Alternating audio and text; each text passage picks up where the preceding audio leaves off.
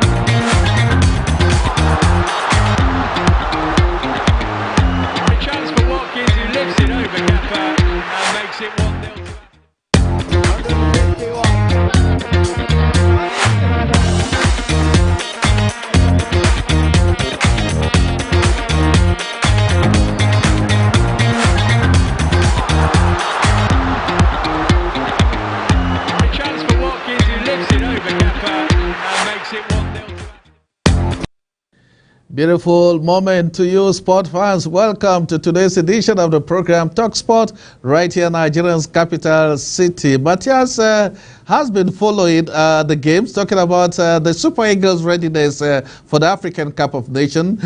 They had two crucial matches. One ended in a draw, and the other one ended in a win. Matthias, welcome to the program Talk Sport. Thank you, sir. Okay, let's go straight. The Super Eagles you see today, do they have all it takes to go to Ivory Coast and come back with the trophy? They have been talking. They have been doing all they can to say they will win the next edition of the African Cup of Nations. You have seen them. They played against Saudi Arabia and Mozambique. What's your take on this? Thank you for the opportunity of having me here. The Super Eagles of Nigeria, I think we are one of the most exciting sides in Africa at the moment. We have talents that are escalating in Europe, the likes of Osimhen and Boniface. And the match against Saudi Arabia was a crucial match to test our readiness, because Saudi Arabia are emerging powerhouses in football at the moment.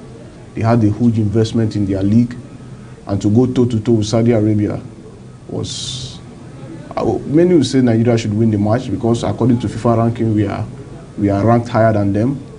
But nevertheless, it was an excellent performance. We nearly went with a win, but at the end of the day, they got their equalizer thanks to a 97-minute Joe Ariba foul at the edge of the 18-yard box.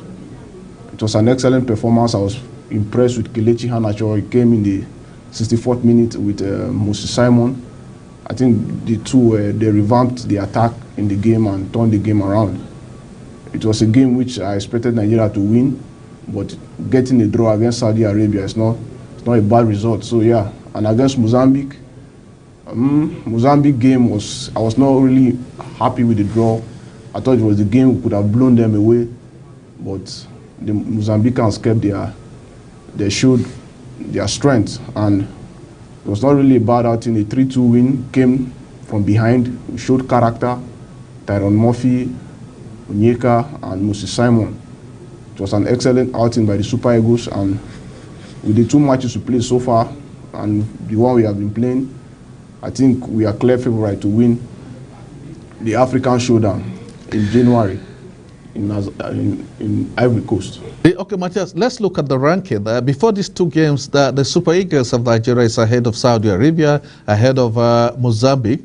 You rightly said that you were thinking it was going to be an outright win for them in the first game against Saudi Arabia.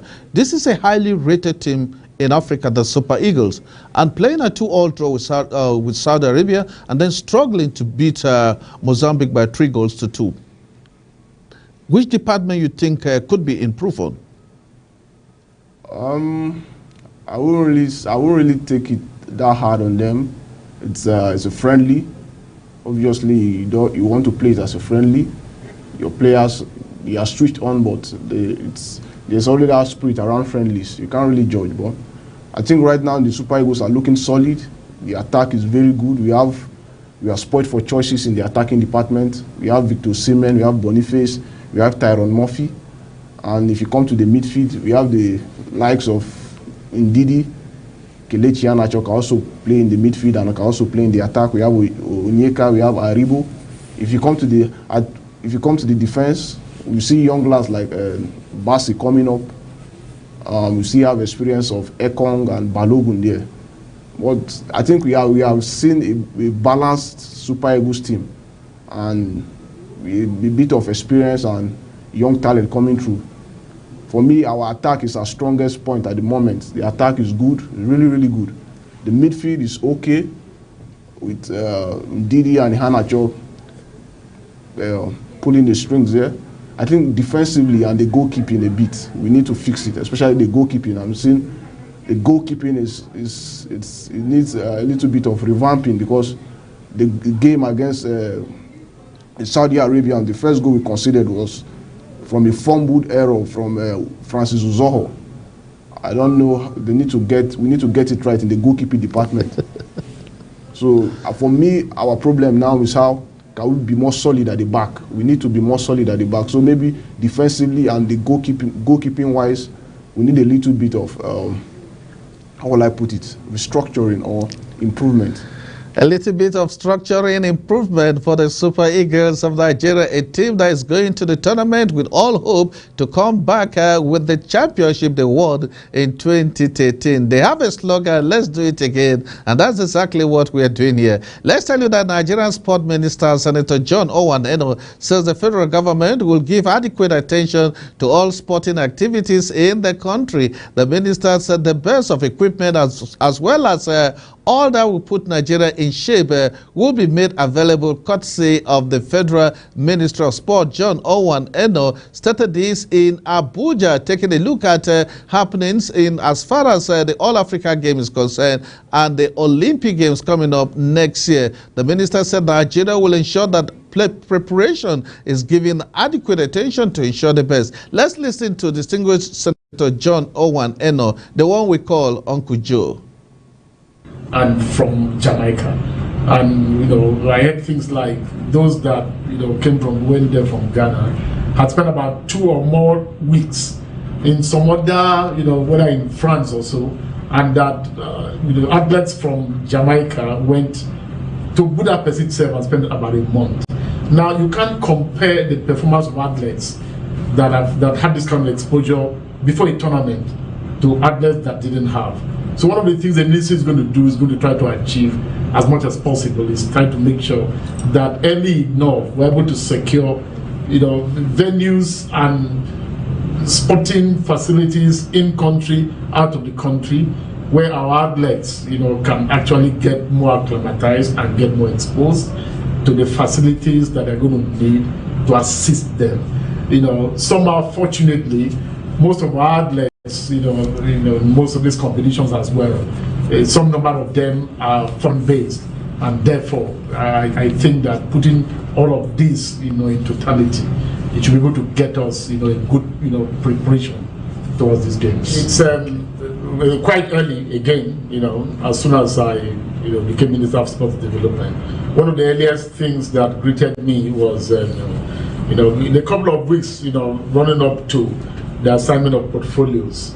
I mean, that was when I had the first, indication of, the World, Anti-Doping Agency, WADA, warning various countries about, the need to take doping quite seriously. In the ministry, as Minister of Sports Development, when I had departmental briefings, I had a briefing from the CEO of the National Anti-Doping Committee, about various things that they were doing, as a committee. And one of the things that was a challenge was the challenge of legislation. The fact, for example, that the committee has not been able to get to a point in which the bill for the establishment of the National Anti-Doping, Commission, had not even gotten to the National Assembly yet, and that this was, a continuing challenge. Our hope is that in the next couple of weeks, we'll be able to, get that bill ready and go through the various necessary processes leading up to having to introduce it in the National Assembly as an executive bill. Of course, when I say going to the necessary steps, is having to get the Ministry of Justice, having to get it, to FEC, having to get all the approvals that are going to lead to that. So I think that having to have a legislation that sets up the National Anti-Doping Commission in the country is going to be one of the clearest and strongest actions that this ministry would have taken in terms of it to strengthen that. Outside that is to be able to give support and strength to the setting up, to the existing National Anti-Doping Committee, to strengthen it in terms of the kinds of people that are in level, as people that are going to work in this committee and later commission, the kind of technical expertise that is available, the kind of testing, there are, we are all familiar with the matter that confronted, Toby Amosan, our athlete, great repute, the fact of the number of, tests, before competition that every athlete has to, be exposed to, and, the indication as to whether she had completed it or not. So what the ministry, working with the National Anti-Doping Committee, has been trying to achieve and will achieve going forward is to make sure that that all our athletes, especially the Olympic, Sport Development John Owen Eno giving Nigeria's position to take the sport to the next level. Talking about next level, England is in the next level. Report reaching us indicate that England have qualified for the 2024, talking about the Europe Championship in Germany next summer after coming from behind to beat Italy at the Wembley, inspired by another Jude Bellingham masterclass. The side needed just a point to secure their place, and it briefly looked like the celebration may be delayed when former West Ham United striker, talking about Lucas Camuca, gave the Italian side the lead from close range after 15 minutes. Of course, England's talisman once more at the 20-yard Real Madrid star led the comeback winner, and the penalty that brought in captain Harry Kane's equalized. Kane scored in the 60th minute, of course, the 60th third goal for his country after Beckham ran through and was fouled Valcavino. And after that, it was a 30 minutes goal that made the difference. It was a moment for the side, and celebration continue because they have booked their ticket to the next stage, talking about all hopes for Italy recovery when he scored clear to secure England's 13 minutes left. The win was England's first home victory over Italian side since November 1999 and completed a double in the group after victory in Naples in March. England are top of Group C with a total of 16 points, while the defeat means that England are third and will play Ukraine in their final qualifier in what will be a decisive match to determine who finally will make it to the next stage of the competition. Let's tell you that 10-man Northern Ireland dismissed European 2024 qualifying campaign continue as they lost 1-0 to Slovenia in another disappointing night for the Worzold Park. Adam Crane's super earlier free kick won the much-needed goal in Group F. Leaders with talented midfielder Chelsea Charles being sent off just before the hour, but it was the substitute George Silvilla who had two chances saved in the final 20 minutes of the game. So we hope that their last game, it will be a good one. They beat San Marino by 3 goals to nothing, and having an opener campaign in March with a 2-0 win victory over the Minos. It means Michael O'Neill's men go into the final with 2 matches in the group where they still have a point to scale them through. The remaining games are away to Finland, then at home to Denmark, who had to come from behind to beat San Marino 2-1 to stay second on the luck of the ongoing championship. But let's tell you that in form, Slovenia, who had Benjamin Seko go rule out by video assistant referee, celebrated with their traveling fans to the end, and what was their 6th win in 8 qualifiers to keep them ahead of Danis at the summer in a goal difference. It was a good time for them, and the fans are celebrating. Also talking about matches that were played, Rina defeated Finland by 2-1. The night where Group F matches were decided. The England 2024, the teams are making strong statement. And still talking about strong statement, England qualify for their quarterfinals for the 2024 in Germany next summer after coming from behind to beat the Italian side and Wembley, inspired by another Jude Bellingham masterclass. Of course, we told you that they have made it to the next stage of the competition. Former West Ham United striker Lucas Sakomka gave the Italians the much-needed win to seal a ticket in the next stage of the championship. Talk Sport right here on Global TV, Nigeria's capital city. We're bringing you stories that are making headlines across the globe. And that's how we do Monday to Friday. We make sure you get it live and direct. Of course, it's still talking about England, who are already through, but there are more stories for you this morning because the man is here with me in the studio. I'm talking about Matthias. Matthias, let's come back home here and look at what the minister says concerning preparation for national teams and the engagement of giving the teams the best of facilities. John Owan Eno is the Minister of Sports of Federal Republic of Nigeria, said they will do everything possible to equip our players and perhaps improving on the doping center in the country. It looks like they are getting it right this time around. Yeah, doping is a big issue in sports. It's a very punishable offense when players are caught with substances that shouldn't be in their blood.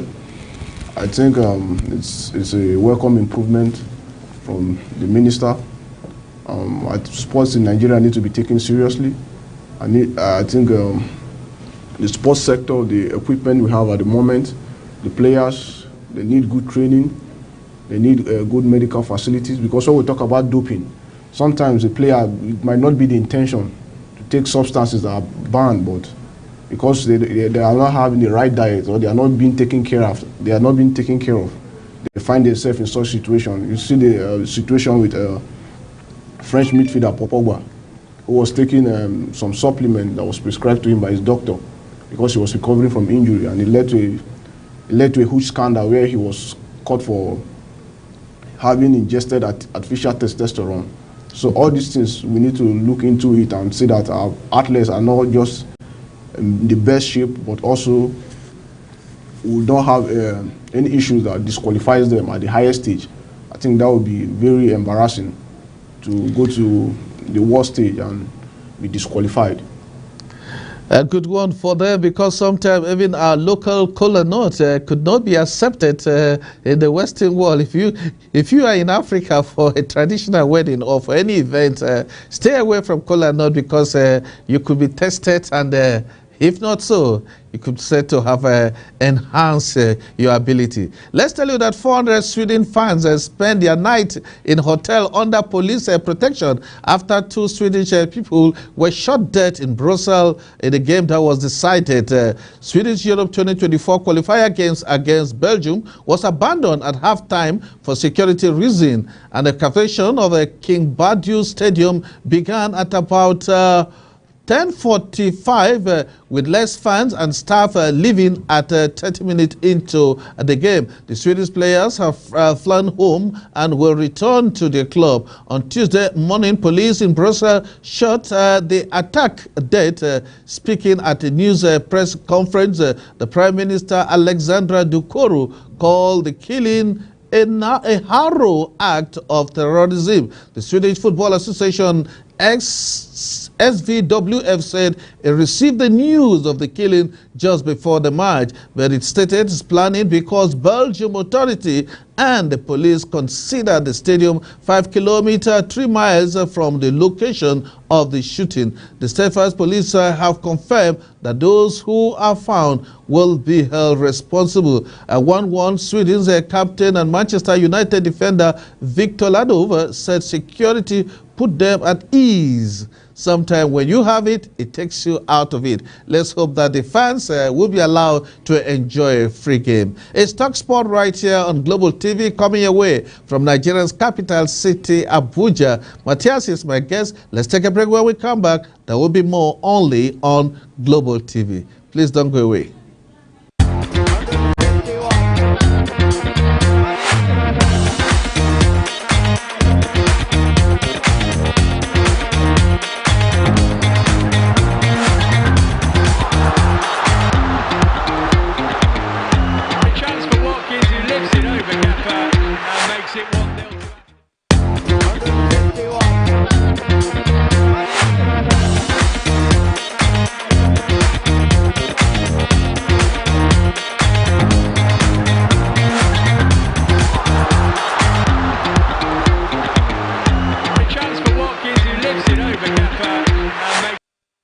Glad to have you back on the program Talk Sport. It's coming away live from Nigeria's capital city, Abuja Global TV. Let's take you to South Africa, and cricket is our next sport. South Africa unbeaten run in the World Cup was ended by a shock 38-run defeat by New Zealand in one of the matches that was decided in a match reduced to 43 over a side by rain. The Petrels are blowing effort unveiled after a dominant start, allowing the Dutch to post 245 stretch 8. Captain Scott Edwards unbeaten 78 leads the remarkable recovery from 82.5 in reply. Tembe's side slipped from 36-0 to 44/4 and were eventually bundled out for 207 in the last over. It is Netherlands' first win of the tournament and the first time they have beaten a test-playing nation at 50 over the World Cup. While the South African beating effort was disappointed, it was the blowing performance at the end of Netherlands' Inan that started the dismay. Their discipline slipped as Edwards' encounter attack alongside a lower-ended battle, making them difficult for for the 18-19 ball to Adru, and it wasn't a good day. His 23 not out were all they needed, but it went down for them as they lost the game 9.1 over 1.5. South Africa were visibly frustrated as they left the pitch a halfway mark, but they were still favorites given the greater experience they have in the game, and it means they are out. Of course, Australia and Sri Lanka are teams you want to talk about as they progress to the next stage of the tournament. It's talking about wickets. While the result is shocked, South Africa is still a decent position to qualify for the knockout, having beaten Australia and Sri Lanka, and will look to bounce back against England in the game that will be played in 4 days' time. Talking about Saturday, England are also going into the game on the back of surprise defeat after losing to Afghanistan. The World Cup daily Netherlands stunned South Africa, and it was a moment for them to play. Let's come back home here and tell you that one man who has seen it all as far as sport is concerned, football precisely, talking about Aloy Agu. Former Nigeria international Aloy Agu believed the Super Eagles of Nigeria have what it takes to compete for the 2023 African Cup of Nations, which will take place next year in Ivory Coast. Recall that Nigeria have been grouped alongside the host Ivory Coast, Guinea, Guinea-Bissau, and of course Equatorial Guinea in Pot A, talking about Group A. With the team having played 2 friendly games, drew against Saudi Arabia 2-2 and defeated Mozambique by 3-2. Agu recalled that the team's performance was the best, and he looks forward seeing the Super Eagles doing it again, what they did in 2013. Aloy Agu is a great player who has seen it all as far as the Super Eagles is concerned. Matthias, let's look at comments from Aloy Agu. He's already speaking ahead, saying the Eagles have all it takes from the 2 matches he has seen. Of course, before the World Cup, most African countries will have to play qualifiers for the World Cup before the African Cup of Nations. That sounds good for some teams like Nigeria, giving them opportunity to shape themselves properly before they go to the African Cup of Nations, which looks like to be a position for Nigeria. Well, like I said before, we are clear favorites to win the African Cup next year in Ivory Coast. I think right now Jose Pierre will be rubbing his hands, waiting for the moment. But like we said in the 2021 AFCON, we had a very good group stage game, 100% record, we won all our group stage matches and went to the round of 16, and Tunisia has bundled us out. Well, I believe now the squad has matured a little bit. Most of the players then are more in their prime. Like I said, we have good players who are doing well in Europe, playing in the best league, playing at the top level. So yeah, from the friendlies we had and from our game, it was an easy win. And if you look into that group, in Group A, I think the only challenge for us there is Ivory Coast. And not to be cocky, but at the moment, I don't think the Ivorians are our level right now. So everybody, not only me, I think popular opinion right now will be Nigeria are clear for right to win the AFCON next year. It really is our trophy to lose. So yes. Let's see, let's go there and conquer. The Super Eagles have a slogan. Let's do it again. And still talking about it again, let's tell you that Aloy Agu made no mistake. He says, I have impressed with the calibers of players and the team, and I'm confident that the team will make the country proud. Choice words of ex-international Aloy Agu standing behind the Super Eagles of Nigeria. Let's tell you that Bafana of South Africa held Ivory Coast to a 1-1 draw in a friendly game that was decided in front of home fans in Abidjan, the Ivory Coast capital. It was a much improved performance from Bafana, who were held to a goalless draw at home by Eswatini on Friday. The matches came up as part of FIFA window for teams and countries that are getting set to participate in major championship.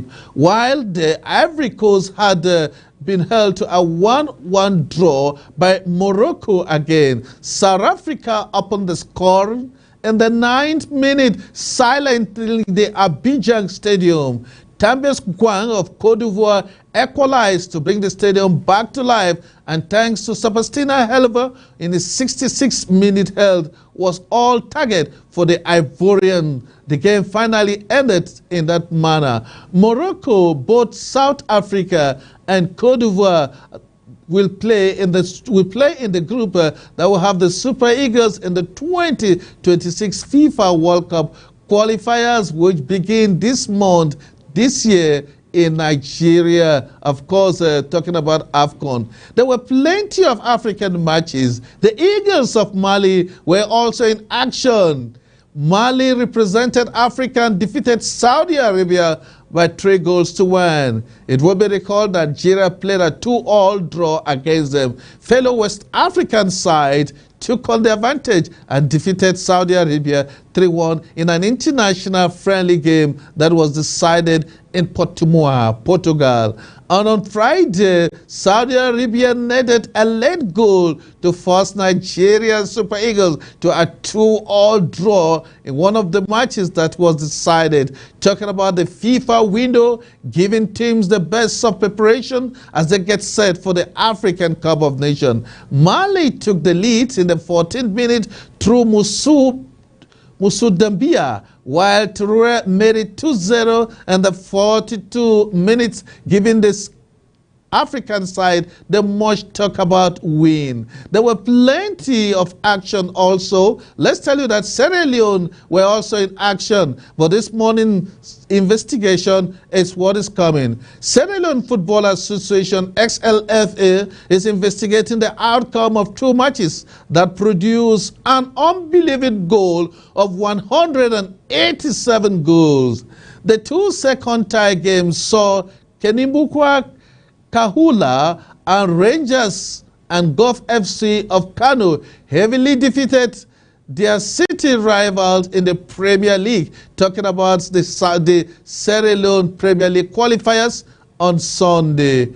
Kahula whopped Lubuya United by 95-5, and the Gulf FC trashed Kuma Lamono 91-9. I'm talking about football, and it's only football that you can see this magic. Providing the 2 biggest victory record in the history of Sierra Leone football. And the body is investigating. However, the halftime score was just 2-0 and 7-1 respectively. And both results have been annulled because the suspicious of match manipulation and suspicious talking about match fixing. Hear what the FA man is saying. We cannot stand by this and see an embarrassing situation like this go unpunished. The Sierra Leone Football Association President Thomas Daddy Brima told reporters that they will do everything possible to find it. We are going to launch an immediate investigation and bring to book all those responsible for this mediocrity. All those found guilty will be dealt with in accordance with the Sierra Leone Football Association laws and will also be handed over to the country's Anti-Corruption Commission. Not too good for Sierra Leone football. Let's tell you that Zambia captain Baria Brendon has been ruled out of Women's African Cup of Nations after failing gender eligibility test. Despite being allowed to play in his last Olympic Games, the 22-year-old fan has failed to meet the criteria required by global governing body FIFA, whose gender rules the Confederation of African Football CAF defer to gender VAPCO. All the players had to undergo gender verification, a CAF requirement, and unfortunately, she did not meet the criteria set by the Confederation of African Football CAF. Andrew Manga, the president of Zambia Football Association, told reporters, "It is unfortunate that we found ourselves going into the tournament without our best player." WAPO's back Zambia to cope the bundle absent, and Zambia rock out of Branda rule out of the championship. Zambia opened their Group C campaign with a goalless draw against 3 times runners-up, talking about Cameroon on Sunday, and faced Tunisia on Wednesday prior to finish the group with a clash against Togo at the weekend. Branda shot a global prominence when become the first player to score back-to-back Olympic hat-trick in Turkey, talking about the last Olympic game. My man is in the studio here, smiling all the way, talking about Matthias. Matthias, let's come back. Nigeria is doing everything to qualify for the Olympics. We were not in Tokyo. I'm talking about the Kings game, which we won in 1986, talking about the Atlanta. Now, the Super Falcons are also going for the World Cup. But what will happen with the Dream Team? Do you think we have a team that can make it to Paris 2024 Olympic male team? Like I said, Nigeria is in a good position football-wise at the moment. So a lot of youngsters coming through the ranks, and Olympics is basically for like youngsters and one senior player. So we have a good team. The youngsters are coming in. The ones who are there before are maturing a bit. So footballing-wise in Africa and in the entire world, I won't doubt Nigeria now. We didn't qualify for the World Cup, the Qatar World Cup. It was a bit unfortunate, but I think since then we have really shown progress. And football-wise, Nigeria is in a good position right now across all levels. So whoever we face, I have a good faith. And every Nigerian now should believe that this country is going to put forth result as long as it concerns football. So yes, I believe we'll go to France and we are going to be among the favorites and really challenge for the title. Paris 2024 Olympic is coming up and countries have started preparing. My guess, Matthias, says Nigeria will surely be there and make us proud. Talking about proud, let's go to tennis and tell you that world number 4, Jessica Pegula, claimed her second title of the season with a victory over China's Yang in the Korea Open final in Seoul. The 29-year-old won 6-2, 6-3 in Sunday's finals for her 4th career victory. Pegula, who was seeded first after accepting a white card in Korea, became the first American since Venus Williams in 2007 to win the title. And yeah, my mom is Korean, and she was adopted from her, so it's really special to be able to win here, and it's a moment for celebration. Of course, talking about the Australia Open, also reaching the final. Let's take our last breaker. When we come back, we'll tell you that there were plenty of matches in the Europe 2024, and Global TV has all the results for you. Please don't go away.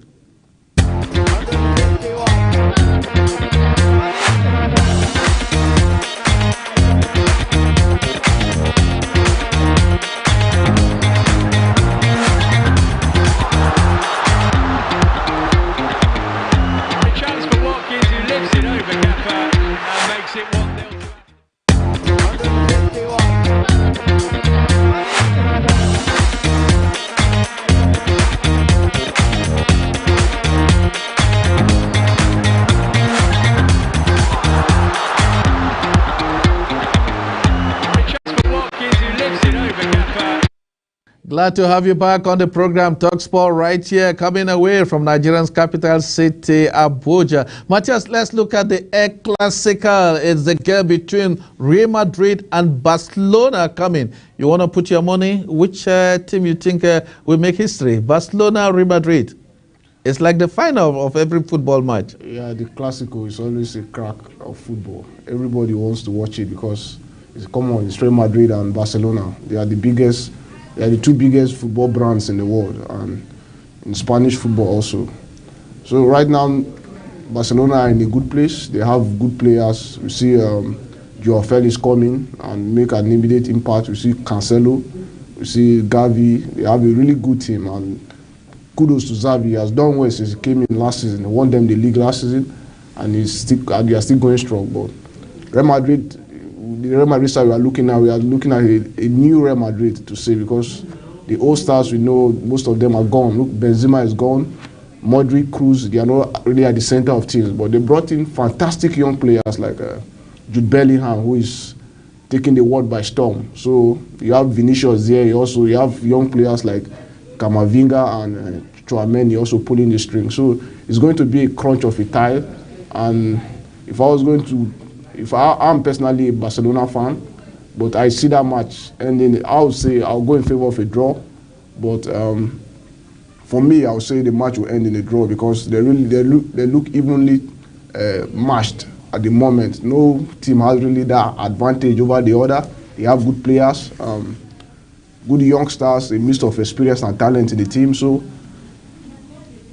a Clasico, anything can happen. It's a game you expect a lot of goals, you expect a lot of drama, you expect a lot of fight because it's bragging right for Real Madrid, it's bragging right for Barcelona. So yes, but this game I'll say a draw. I'm looking at it as a draw. Barcelona taking on Real Madrid, the Spanish La Liga. It's always a moment you want to talk about it.